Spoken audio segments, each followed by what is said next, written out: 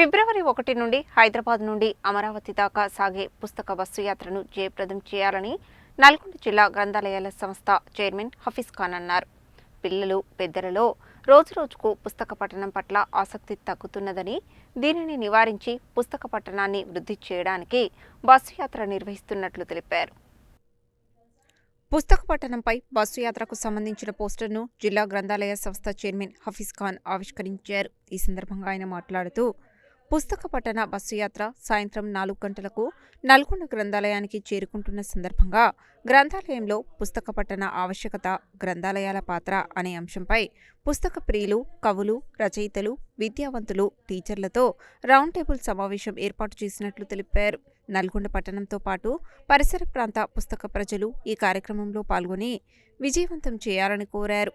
ఈ కార్యక్రమంలో మరో గ్రంథాలయ ఉద్యమ ప్రచార కార్యదర్శి కస్తూరి ప్రభాకర్, సృజన సాహితీ సంస్థ ప్రతినిధి ఆనంద్, సాగర్ల సత్తయ్య, ఉనికి సంస్థ ప్రతినిధి బండారు శంకర్, ఉపాధ్యాయ సంఘాల నాయకులు వెంకటేశం, బ్లూ బుక్ ట్రస్ట్ నిర్వాహకులు మోత్కూరు శ్రీనివాస్, న్యాయవాది భీమార్జున్ రెడ్డి తదితరులు పాల్గొన్నారు.